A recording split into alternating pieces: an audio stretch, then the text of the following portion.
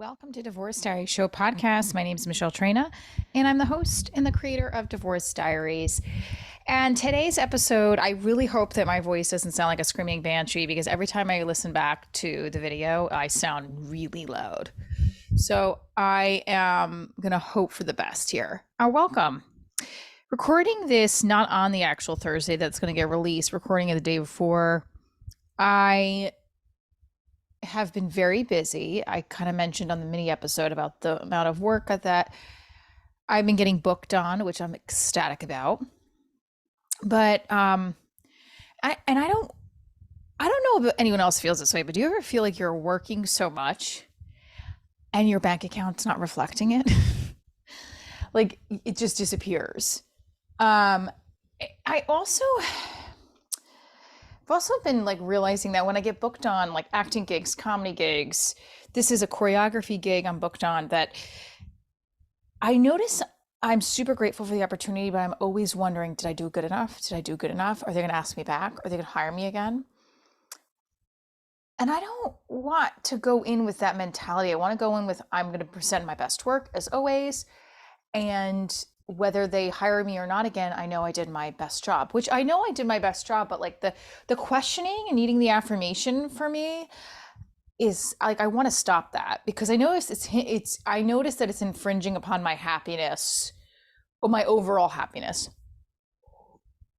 Because the thing is with entertainment, like why I know I'm a good teacher is because I feel it. I feel that I can connect with the kids and I engage them and I know what I'm doing. And it's not that I don't know what I'm doing with acting and comedy and dance, but it's a lot more subjective.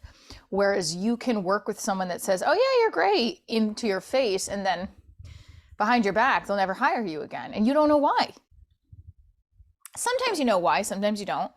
But there is a different kind of validation, I think, with acting and teaching. And I mean, you get it from the audience for sure, but like sometimes, I can't, it's just something I'm getting stuck on. When I do book work, I notice I keep going back in my head. Did I do good enough? Because I just want to get rehired again. Oh my gosh. It's kind of like when I first date somebody, God, that's been a long time. That I feel like, when I first got divorced and I was dating, I wanted to make sure I didn't show my quote unquote crazy too soon. And I don't think I'm crazy. It's just my own uniqueness isn't everybody's cup of tea. Like I want a relationship and not every man wants to know that on the first date, and tough luck. Like at this point though, if you date me, you know I talk about it, everything on the open. So there's no more hiding that. But I want to read something from my artist notes. My back hurts. Now my neck pain is gone, but my back isn't just horrid. It's just horrid. And I fear that I have to get surgery down the road. I'm only 41. Like I wake up and my back is tight and stiff as a fucking board.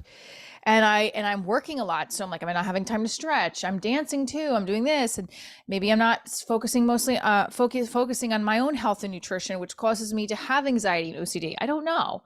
But I know I want to focus in telling you guys that when you get the work that you want, how much are you putting into the enjoyment of the work as opposed to thinking, am I doing good enough job that they're going to rehire me? Am I doing good enough job? I need the validation. I need them to tell my manager I did amazing. I need them to tell me I'm amazing.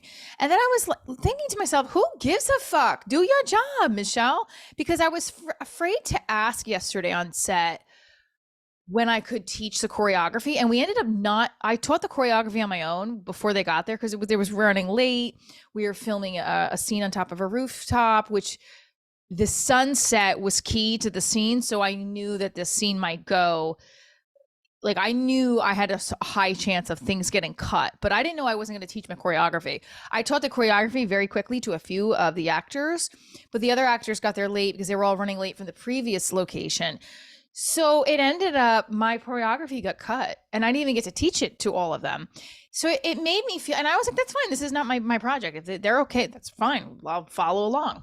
But then today I was like, well, I have another big scene coming up that I spent time choreographing. Like, do I say something to them about the fact we need time to teach the choreography, or do I shut my mouth because if I said something, I would be causing a problem? When then I realized, well, that makes no sense. You're hired to do a job. Why are you afraid? And if they got annoyed that I asked, that's their problem. I was hired to be the choreographer for your piece, to make your piece look even better. And even I was not to make your piece look better, to contribute what you want me to for the piece. So I realized, like, I haven't said anything yet because I'm waiting for them to send the call sheet.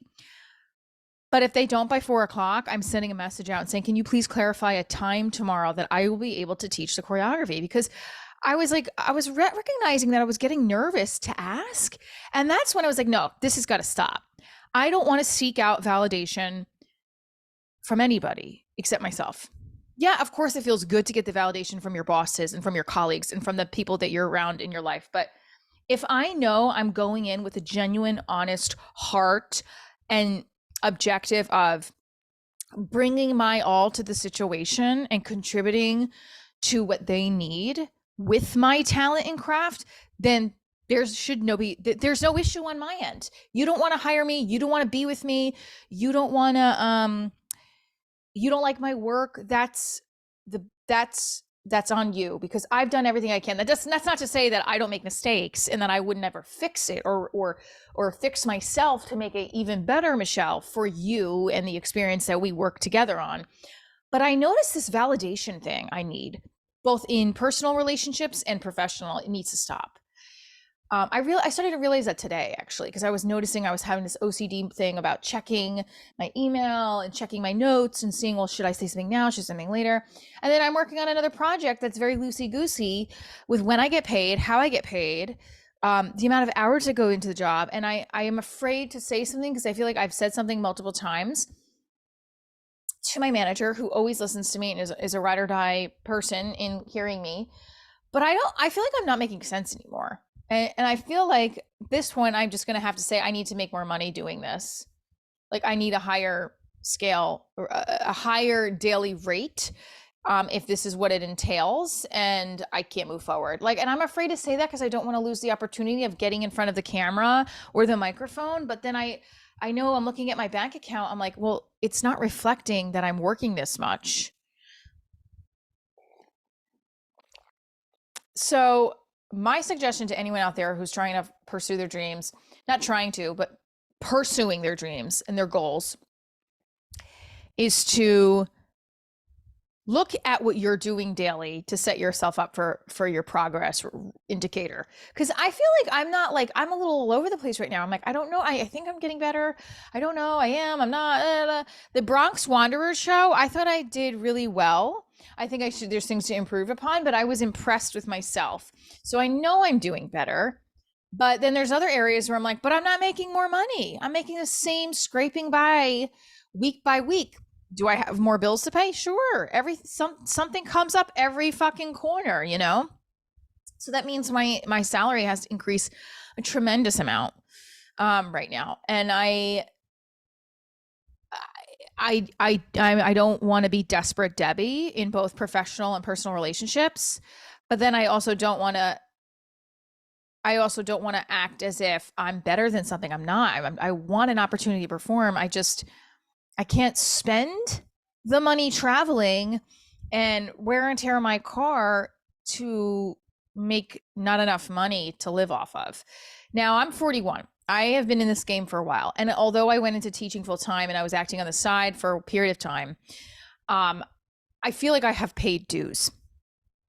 With that said, sometimes it's just what it is. Like, you know, I don't know if I say I can't do it at this rate anymore for this other gig. I'm not the choreography gig, another gig I'm doing.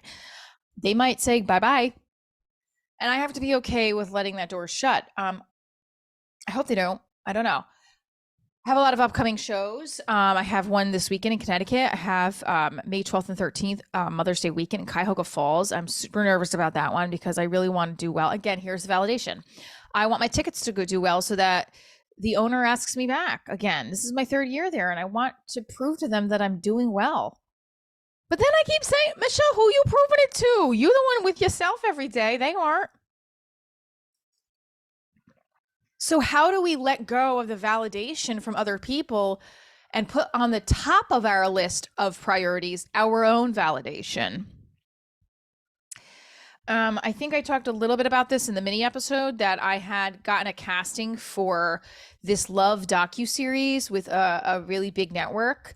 I'm not supposed to know the network, but I guessed what the network would be. I'm guessing in my head. I'm not going to tell you guys because if anyone from that casting is listening, I'm ready and willing. It's a Love docu-series.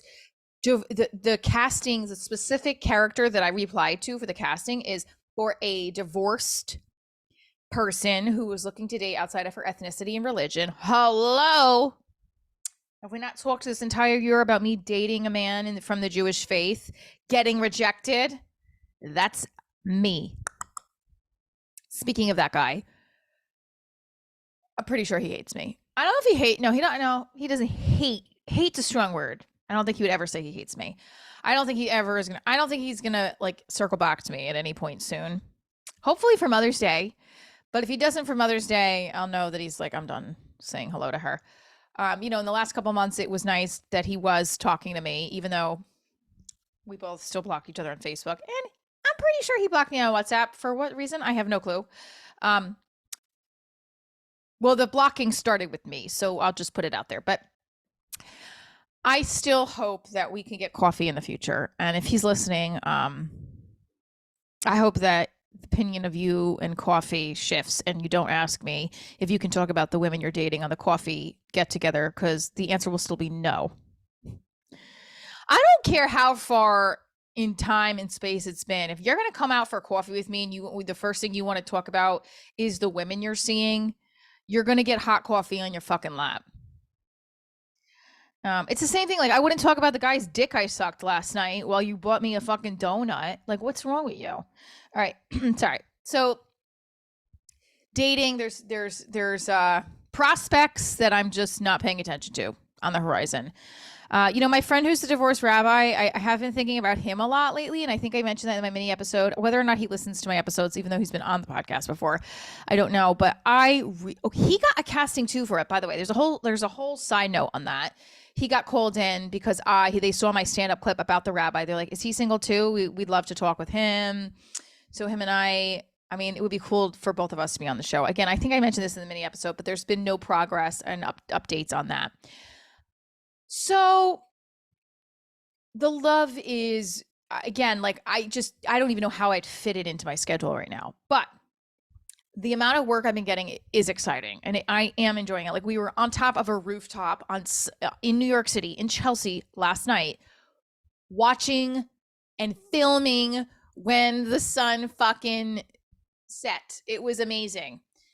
Playing Everybody Loves Somebody, and I'm calling out I'm calling out step together. And I was laughing because I'm like, I didn't even teach all of them the choreography. I mean, I think one of them has been on Broadway, and I was like, motherfucker, at least let's get this going. But some of them are like, I don't really dance. I'm like, well, you do now. I just hope tomorrow they give me time to teach the choreography, because it's like swing dance. It's not like do the Dougie. Even that, you have to learn. So let's see. Upcoming shows: May 12th and 13th, Funny Stop Comedy Club. June 4th, New York City. August 19th, Firehouse Theater in Richmond. There's those are all Divorce Diaries shows. Now, I am pivoting the show to be more theatrical, meaning I'm shifting to book the show in more theaters. I'm not, Sebastian Maniscalco by any means right now, but I want the show to be with a more theatrical feel. That doesn't mean it's not going to be funny. It's not a drama for sure, but I'm looking to do that, add some theatrical elements to the show. So if you haven't seen the show yet, it is on Amazon Prime Video. Michelle Traina Divorce Diaries. That is my first comedy special released. Directed by Danny Reyes and produced by David Vaxmullen. It's also co-produced by myself and Danny Reyes. We are still looking for an investor. I mean, I have to tell you, the investor thing is depressing me right now. We're putting out there that we were looking for $60K, a very, very low budget for 6 episodes of season 1. And, as you learn along the way, when you first are creating when you first create your own TV series, that doesn't make sense. I am very new to creating a TV series. I'd say new-ish, right? I've never put my own money out to create a TV series, but I have created my own businesses and marketed and developed things before. This is a whole other beast, and you need to get things drawn up, which costs money. So now that we found this thing out, that I found out how much my lawyer would charge for it, I am kind of at a not a roadblock, but at a crossroads of where do we go next? Do we just now crowdfund again? Do we do grants? I don't want to be negative about it because that would not be the right tone, but I know how hard crowdfunding is, and I know how very slim to none getting a grant is. Does that mean I don't do it anyway? No, I definitely have to figure out other options because we don't have an investor. We don't have a private investor to say, here's all my credit references, here's the money, and here's the money for your lawyer to draw up an agreement. I don't have that magic wand to wave and do that. But if you do know somebody that has a magic wand, or a person that would be like, sure, I'll pay for everything, and here's my credit references, send them our way, send them our way. Because I just feel helpless at the moment. I don't know where else to look. A lot of our leads have kind of been a little, I have to be honest, there's one lead specifically that like pissed me the fuck off because he made us drop all these papers and these additional outlines, and the motherfuckers ghosted us. I don't think the bitch has fucking money. I think he lives in his attic. That's right. What you gonna do? Not invest in my series? Oh wait, you already are investing in my series, so suck it. Okay. I don't know who listens to the extreme end of my episodes, but if you do, it'll happen someday. I know it'll be made. I don't care if it's made on my phone at this point. The 6 episodes we wrote are going to get made, and we are going to release them as season 1 Divorce Diaries. And guess what? There'll be a season 2, a season 3, a season 4, a season 5. I'm going to make Divorce Diaries seasons till I fucking die. Sorry, God, I don't want to die anytime soon, please. All right. I gotta go because I have to go grocery shopping and pick up my daughter, go to a dentist. The hustle juice is running out. Cup of coffee. I love you guys. I love all of my listeners. If you're a creepy guy in your 40s, 50s, 30s, or 20s, and you think I actually love you and want to bone you, please stop. I'm sorry, I have to say that because I get some really weird DMs. If you're just a dude, if you're just a woman who really enjoys my content, I love you. If you feel displaced in life, just know you're not alone.